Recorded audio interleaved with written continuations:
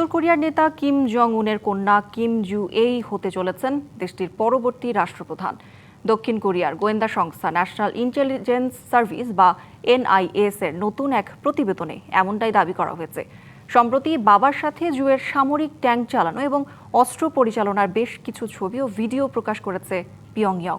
বিশ্লেষকদের মতে একজন নারী উত্তরসূরি নিয়ে সব ধরনের সংশয় দূর করতেই তাকে এভাবে সামরিক আবহে উপস্থাপন করা হচ্ছে। সাদা পাফার জ্যাকেট পরা এই কিশোরীকে প্রথম সামনে আনা হয় 2022 সালের নভেম্বরে। উত্তর কোরিয়ার একটি বিশাল ব্যালিস্টিক ক্ষেপণাস্ত্র উৎক্ষেপণের আগে বাবার হাত ধরে হাঁটতে দেখা যায় তাকে। পিয়ংইয়ং আনুষ্ঠানিকভাবে তার নাম বা বয়স প্রকাশ না করলেও দক্ষিণ কোরিয়ার গোয়েন্দাদের মতে তার নাম কিম জুয়ে এবং বর্তমান বয়স আনুমানিক 13 বছর।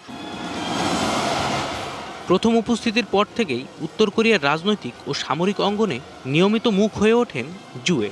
বাবার পাশে বসে সামরিক কুচকাওয়াজ উপভোগ, হাইপারসনিক ব্যালিস্টিক মিসাইল পরীক্ষা পরিদর্শন থেকে শুরু করে নৌবাহিনীর কমান্ড পরিদর্শনেও দেখা যায় তাকে। শুধু দেশের ভেতরেই নয়, আন্তর্জাতিক পরিমণ্ডলেও তাকে পরিচিত করার কাজ শুরু করেছেন কিম জং উন।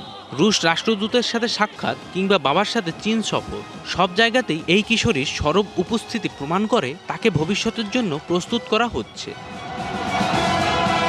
শিয়া বাটার ও ভিটামিনে সমৃদ্ধ লিলি বিউটি সোপ, তারুণ্যময় উজ্জ্বল ত্বকের জন্য। তবে সম্প্রতি তাকে সম্পূর্ণ নতুন রূপে দেখা গেছে। 2026 সালের শুরুর দিকে নতুন স্নাইপার রাইফেল হাতে গুলি ছুটতে এবং সর্বশেষ বাবার সাথে একটি নতুন মডেলের সামরিক ট্যাঙ্ক চালাতে দেখা গেছে জুয়েকে। এছাড়া বিভিন্ন আবাসন প্রকল্পের উদ্বোধনে সাধারণ মানুষের সাথে মেলামেশার দৃশ্যও রাষ্ট্রীয় টিভিতে ঘটা করে প্রচার করা হয়।